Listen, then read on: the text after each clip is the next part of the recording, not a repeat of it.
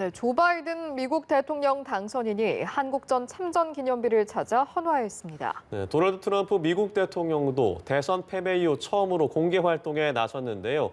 워싱턴 연결해서 소식 들어보겠습니다. 이경희 특파원. 네, 워싱턴입니다. 네, 바이든 당선인이 곧 문재인 대통령과 첫 통화를 할 것으로 예상되고 있는 가운데 오늘 한국전 참전 기념비를 찾았다고요. 네, 오늘 현지 시간 11일 미국은 국가기념일인 제향군인의 날입니다. 조 바이든 당선인은 오늘 오전 펜실베이니아주 필라델피아에 위치한 한국전 참전 기념비를 찾아 참전용사들에게 경의를 표했습니다. 부인 질 바이든 여사와 함께 기념비에 헌화한 뒤 약 15분간 머물렀는데요. 기념일을 맞아 미군 참전용사의 희생과 봉사를 기리는 취지지만 한국전 기념비를 찾았다는 점이 눈길을 끕니다. 문재인 대통령과 첫 통화 시간을 조율하고 있는 것으로 알려진 가운데 통화를 앞두고 동맹 복원의 메시지를 담은 행보로 풀이됩니다. 바이든 당선인은 앞서 한미동맹을 피로 맺어진 동맹이라고 높이 평가하고 한국이 전쟁 이후 성취한 모든 것에 대해 깊은 존경심을 갖고 있다고 밝히기도 했는데요. 방위비 분담금 협상과 대북 공조 등 향후 한미동맹 관계에 긍정적인 영향을 예고하는 신호로 해석되면서 정상 간 소통에 더욱 관심이 쏠립니다. 한편 도널드 트럼프 대통령도 제향군인의 날을 맞아 대선 패배 이후 처음으로 공개 일정에 나섰는데요. 알링턴 국립묘지를 찾아 참배했습니다.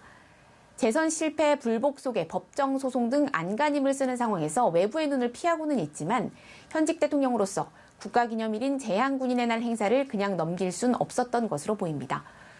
트럼프 대통령과 펜스 부통령은 비가 내리는 가운데 10여 분간 비를 맞으며 정면만 응시한 채 머물렀고 발언을 하지는 않았습니다. 네, 미국 대선 승자는 가려졌지만 아직도 개표가 완전히 끝나지 않은 경합주들이 있죠. 조지아주도 그런 지역인데 결국 재검표가 결정됐다고요? 네, 조지아주는 두 사람의 격차가 0.3%포인트를 벗어나지 않을 정도로 치열한 경합주였는데요.